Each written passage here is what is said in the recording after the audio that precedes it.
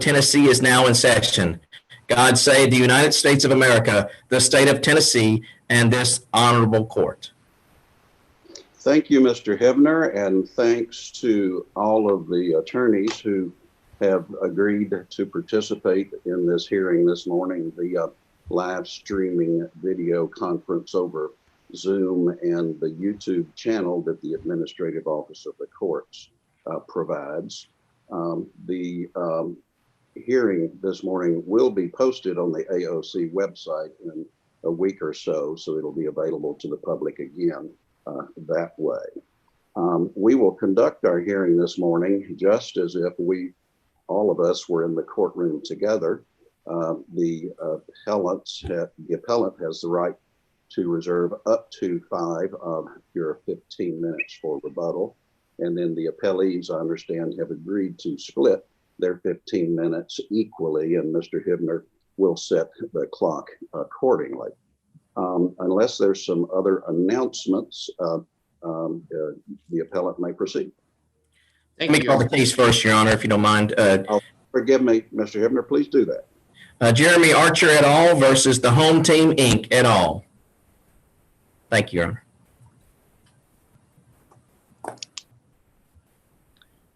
Good morning, Your Honors. Good morning, Your Honors. My name is Jay Jackson. I'm the attorney who represents the appellants, and I am asking for to reserve 5 minutes of my time for the purposes of rebuttal.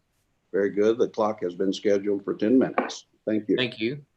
I want to talk a little bit about this case. This is a case involving a real estate transaction in Rutherford County, Tennessee. And I want to give you a little bit of a background. I know the court is familiar with it based upon the briefs.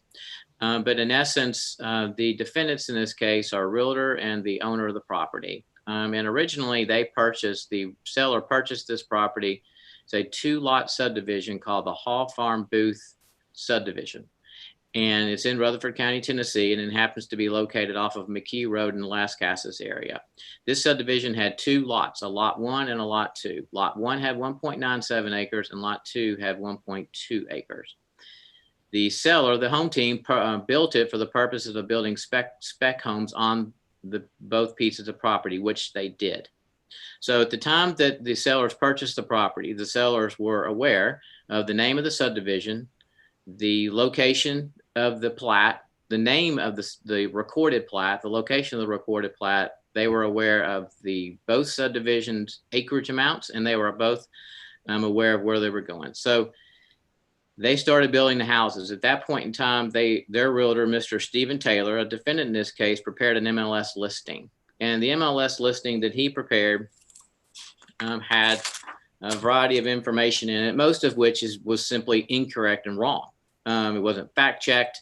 It wasn't done properly. So for example, the MLS listing that involved in this particular case had the listing for the lot as lot 1. It had the listing for the acreage amount as 1.97 acres as opposed at 1.97 acres. What the MLS did not have, what it did leave out, it left out the actual name of the subdivision as recorded. It left out the recording information of the plat. It left out the seller's name. And it had a picture of the house. So the MLS typically have pictures of the houses that are being built, or maybe they've been constructed. So the picture of the house that they had on the MLS listing was the house being built on lot 2. But they had the picture for the house being built on lot 2 as the house for lot 1. So the Archers, who were the plaintiffs in this case, looking for a piece of property around 2 acres of land. And they found the MLS listing online, and they contacted the seller's realtor, Mr. Stephen Taylor, to discuss it with them. So they located that, and they went out and looked at the piece of property. As the affidavits established, this property was not fenced. So you basically had the equivalent of 3.1 acres, I guess if I did my math right, of total land with 2 houses on it. And you had no fence, you had no fence line, you had nothing delineating where one lot ended and one lot stopped. And so what ended up happening was that the Archers decided they wanted to purchase the property. And so a contract was signed. And when the contract was signed, the contract itself did not contain any information any different than what the MLS. In other words, the MLS had the MLS listing had this description called 2 McKee Road, which to this day I'm not sure what that means. But in any event, they had this listing of 2 McKee Road, and with that, that's what was put in the contract, and that's what was put on. That was what was put on. It was important to my clients that this piece of property had about 2 acres, because that's exactly what they were looking for. So after the contract was signed and before the closing, the Archers, Miss Archer, had a conversation with the seller, and specifically asked him if this lot was about 2 acres, to which he affirmatively said that it was. There is some issue of fact as it relates to whether or not he offered to fact check it or not, but in any event. So where we are with this case is that the trial court granted summary judgment, and this court has this case on summary judgment. As this court's well aware, when this court reviews a case based upon summary judgment, it looks at the case new, and it looks at the facts the same way the trial court did, in terms of having that, just looking at that. And it's important to remember that the appellee in this case, the defendants, still retain the burden of proof for purpose of summary judgment. So they still have to establish that there were no genuine issues of material fact, and they have to establish that they're entitled to judgment as a matter of law.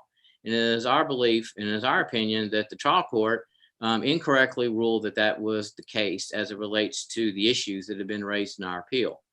Mr. Jackson, let me ask, I will first acknowledge that mistakes were made, most assuredly.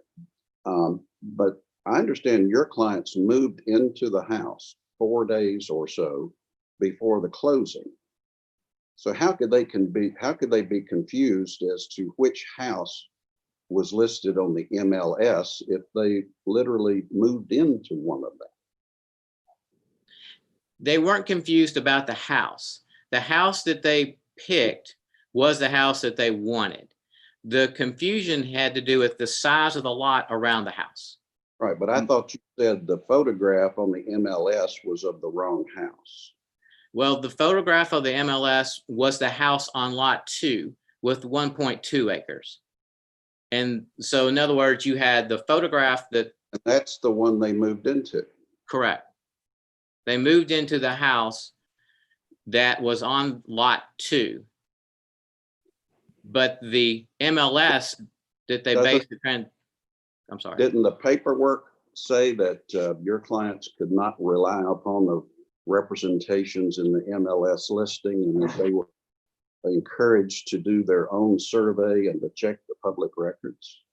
There were listings in there that's like that, but to completely rely upon those disclaimers like that, what that does, Your Honor, is that provides sellers and real estate agents with an opportunity to lie, to mislead, to hide information, and to keep buyers in the dark, hoping that they won't do some of these things that they know are not typical to be done. It is not typical in a real estate transaction, especially for a buyer to go out and purchase and do a survey. That's not a normal thing. It does not happen in most real estate transactions. So where the problem we have is that in this particular case, the seller and the real estate agent had the accurate information. They knew it. They were aware of it. And either by mistake or by fraud, they withheld it.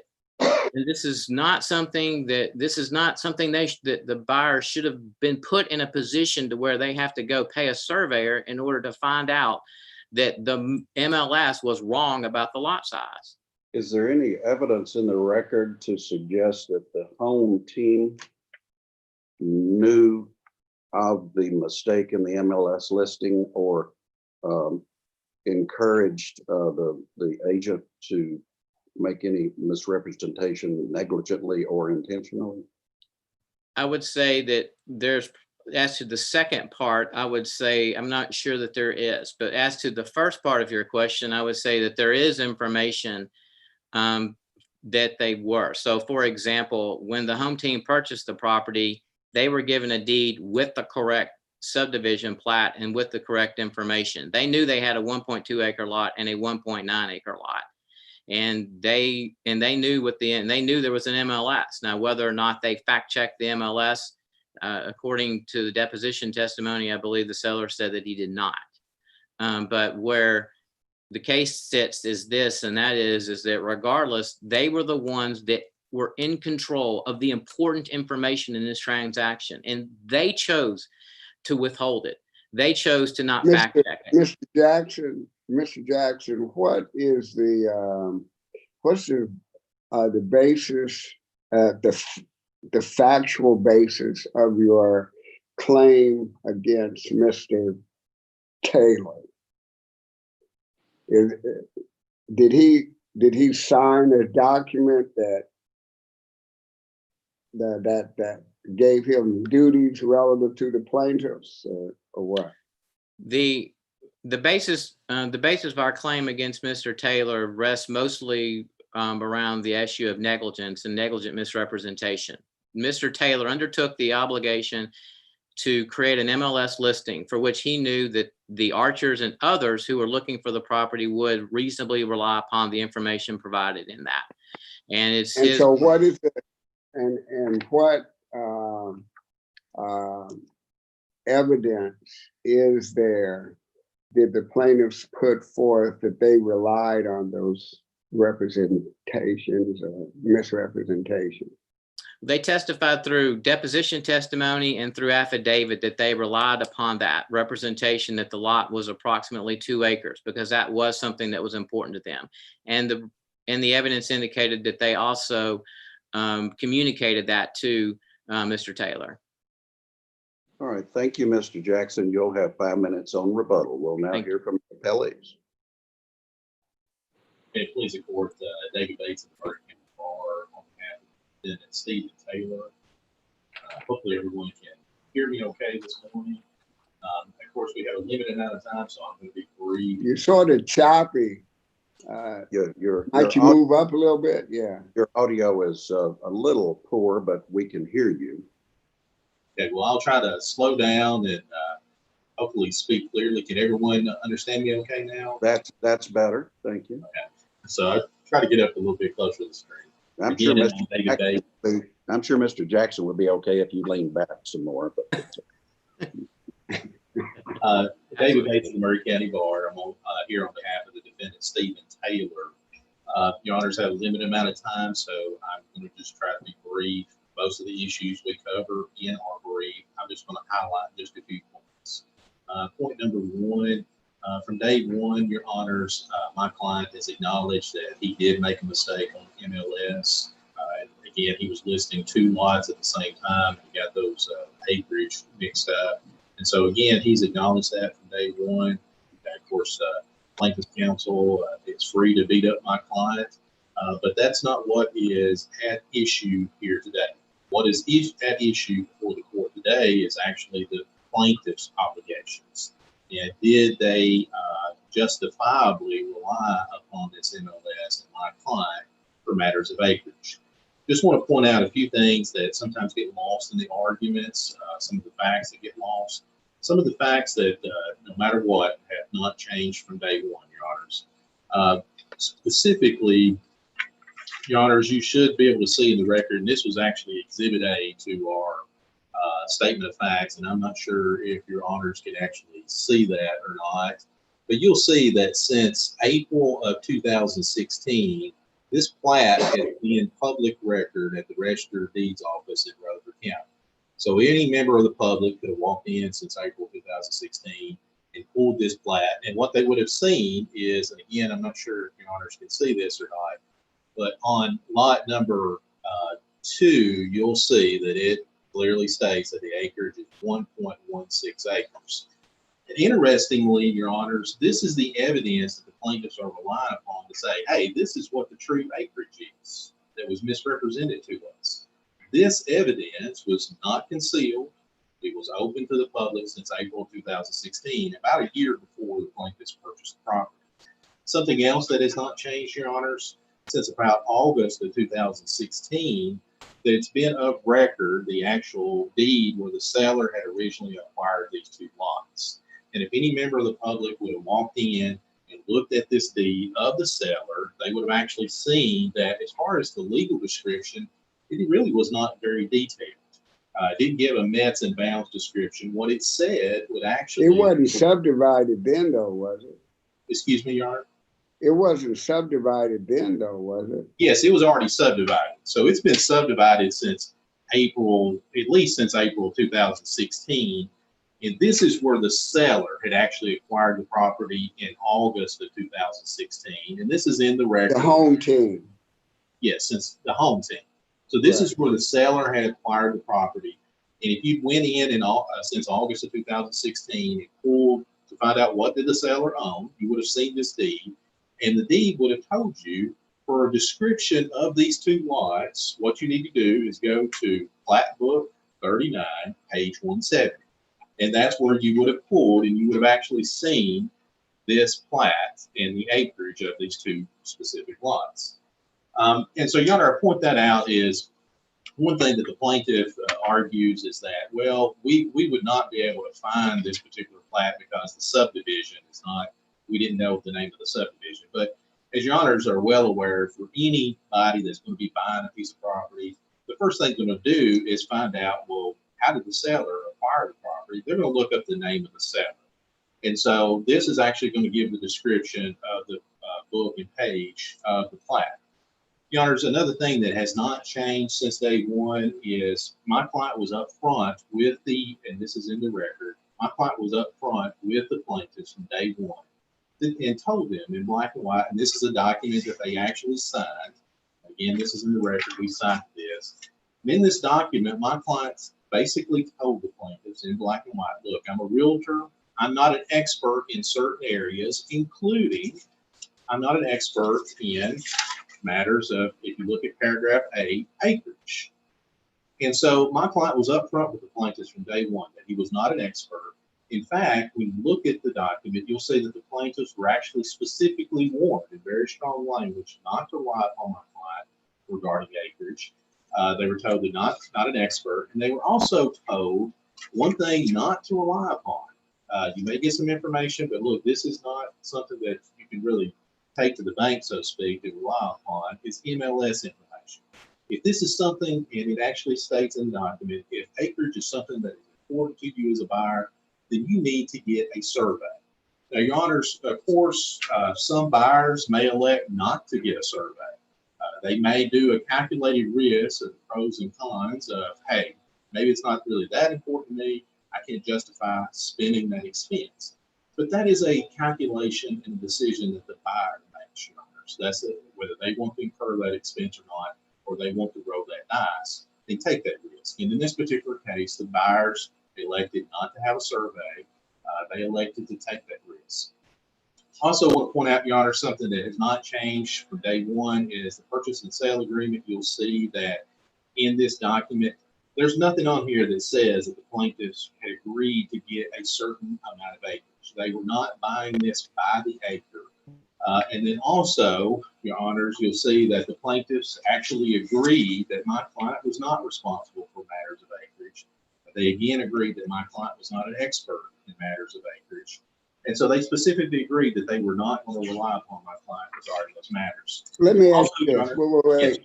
Let me ask you this. Yes, Your Honor. You just said that they, in essence, they bought the lot and not a particular amount of acreage. Yes, Your Honor. Okay. Can you kind of explain what you mean there? I think I know what you mean, but I'm wondering what the significance of it is. Well, I think it goes to material, how material it is, the amount of acreage. We're not saying that a buyer doesn't care about the amount of acreage, but it's even more so if they were buying by the acre, because then the price that they were going to be paying is calculated per acre. So if it's more acres, So the price wouldn't change. The price wouldn't have been different. that's correct. So in this case, whether it was 1.9 or 1.1, it's still the same cost for the plaintiffs. All right, thank you, Mr. Draper. Mrs. Murphy, we'll hear from you now. Good morning, Your Honor. May it please the court, my name is Ann Murphy, and I represent the appellee, the Home Team, Inc. This court should affirm the decision of the trial court, which granted partial summary judgment as to counts 1, 2, and 4 of the appellant's complaint as to the Home Team for 3 reasons. First, appellants were on notice of the actual acreage of the property as a matter of law under Tennessee Code Annotated Section 6626-102. And appellants failed to exercise ordinary diligence to discover reasonably discoverable information prior to closing. Second, appellant's breach of contract claim is barred by the doctrine of merger. And third, any oral promises or guarantees about the acreage of the property are barred by the statute of frauds. As basis for their interlocutory appeal, appellants point to a long list of allegedly disputed facts. However, none of the facts listed by appellants are material, and such facts should be ignored by this court for purposes of this appeal. Appellant's main argument is that the well-established Tennessee law holding that a purchaser of real property who has notice or with ordinary diligence should have had notice of a problem with the real estate cannot attack the validity of a contract for fraud, misrepresentation, or concealment of that problem is poor public policy. However, appellants failed to provide any authority supporting its position. What this case comes down to is one statement allegedly made by the Home Team approximately a month after the purchase and sale agreement was executed that the property consisted of approximately 2 acres. However, even if true, as a matter of law, appellants were on notice of the actual acreage of Lot 2 pursuant to Tennessee Code Annotated Section 6626-102. The exact acreage of Lot 2 was not and could not have been concealed by the Home Team because on April 11th of 2016, public records at the Rutherford County Register of Deeds notified the entire world that Lot 2 contained 1.1 acres. As this court knows, the legal act of recording an instrument has the effect of constructive notice. And Tennessee case law has long held that purchasers of real estate are charged with notice of all facts contained in their seller's chain of title. Therefore, appellants who are constructively on notice of the acreage of the property as a matter of law cannot now recover on the basis of fraud, misrepresentation, or concealment. In addition, appellants failed to exercise ordinary diligence to discover reasonably discoverable information prior to closing. A purchaser of real property who is in possession of all material facts, either actually or constructively, and who proceeds with the purchase of realty cannot thereafter recover on the basis of fraud, misrepresentation, or concealment of the information to which all parties had equal access. Generally, a party dealing on equal terms with one another is not justified in relying upon representations where the means of knowledge are readily within its reach. In Asbury v. Lagonia Sherman, this court held that where buyers elected not to look at the publicly recorded plat book on the property in advance of the closing and elected to close without having received a survey, the element of reasonable reliance in their claims of fraud and misrepresentation could not be established, since their reliance on the seller's alleged misrepresentations as to the property line was not reasonable. Here, the acreage of the property was equally accessible to both parties through ordinary diligence. Appellants had multiple opportunities available to them to verify the acreage of the property prior to closing. First, they could have reviewed the publicly available plat at the Register of Deeds. They could have conducted a survey of the property, which they were advised to do. They could have conducted an appraisal of the property, which they had a contractual right to do. However, appellants chose not to do any of those things and closed on the property. Appellants were not justified. Do you agree that the acreage is not a material fact for trial, or the No, Your argument that just preceded yours?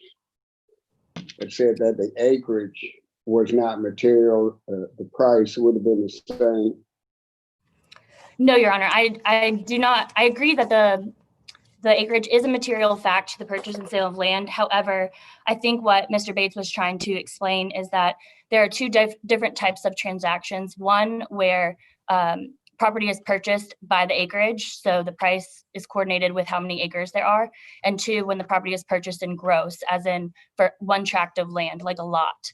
Here, property was purchased in gross. And so while material, the amount of acreage is not reliant upon the price exactly like it would be if it was per acre.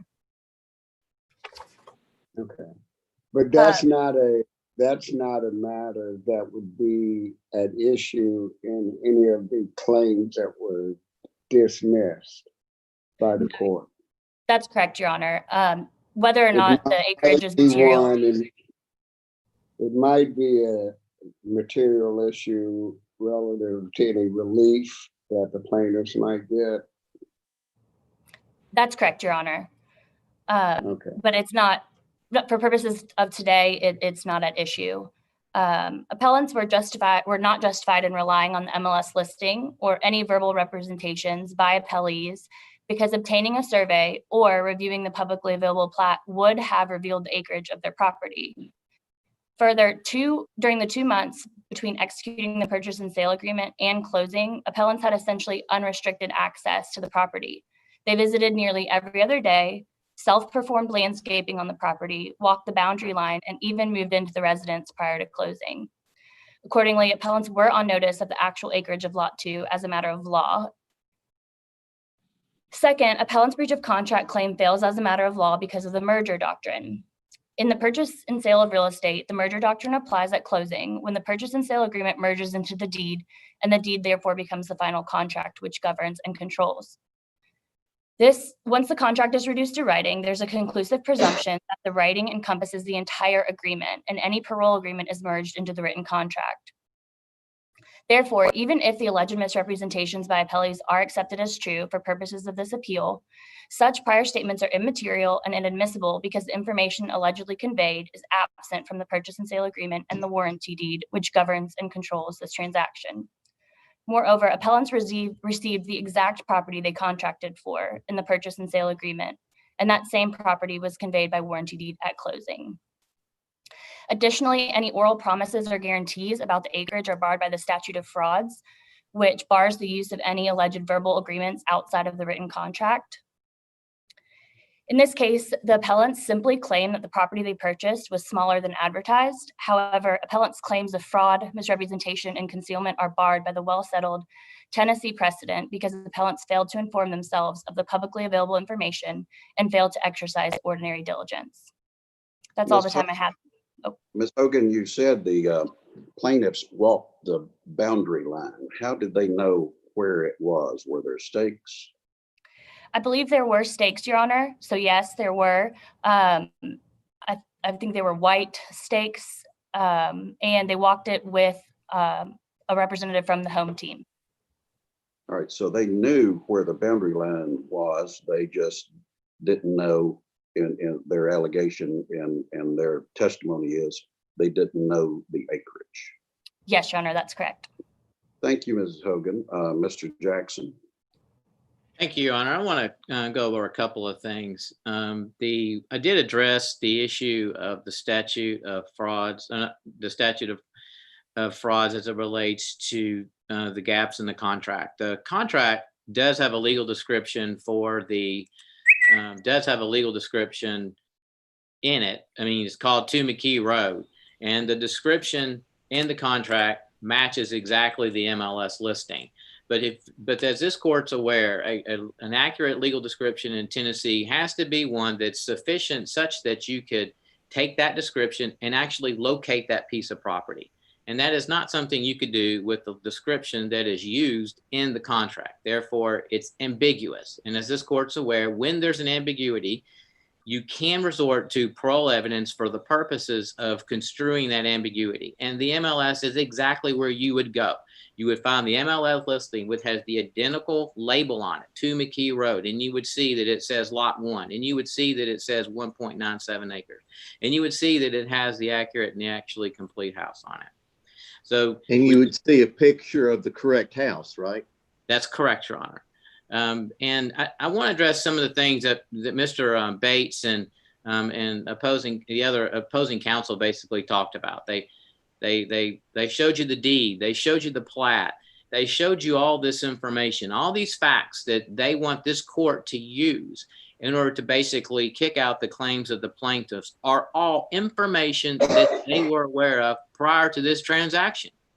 And what they're basically saying is, you know what?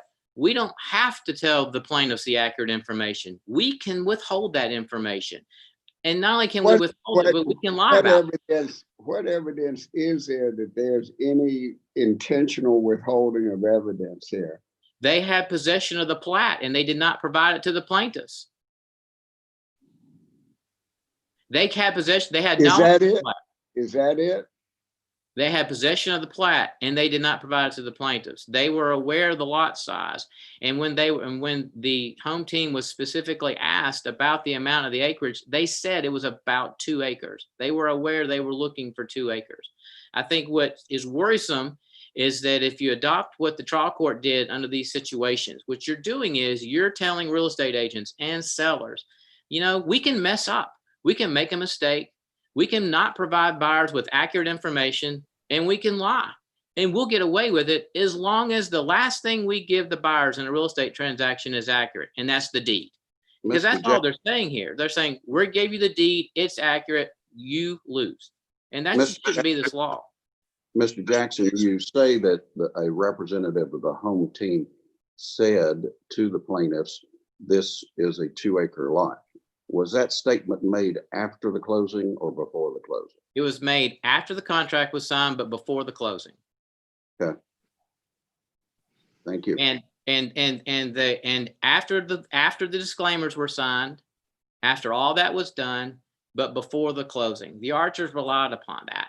And we can't have, Tennessee cannot be a state where we allow real estate agents and sellers who have the accurate information in their possession to either mistakenly or intentionally withhold that information and have absolutely no liability or no recourse, and have no responsibility for it. So what is the plaintiff's, under your theory, what is the plaintiff's recourse against the agent? Well, the claims we've made in our lawsuit related to negligent. No. Um, What relief are you seeking? I'll put it that way, against the agent. Well, we're seeking the same amount of damages from the agent as we are the seller, which in this situation represents a difference in value between the 1.2 acre lot and the 1.9 acre lot. Originally, we had sought reformation of the contract in that sense too. Reformation of what, or contract? So that my clients would get what they Of the bargained for. purchase and sale? Right, 1.9 acres. And that's the one that the agent was not a party to, right? He wasn't a party to the contract, but he Okay, provided thank all you. the important information for it. I understand. Okay. And if a real estate agent should have some legal responsibility when he makes a mistake. And what we can't do Well, in Tennessee, He might have, but if that doesn't cause a loss, it's a mistake, which he has acknowledged. He acknowledged he made the mistake. thank you, Your Honor. My time's up. All right. Okay, Thank you, Mr. Jackson and Ms. Hogan and Mr. Bates for your arguments. They've been very helpful. Mr. Hibner, that concludes the hearing on this case. This honorable court is now in recess until 10 a.m. And we're out. Counsel, you can leave the meeting.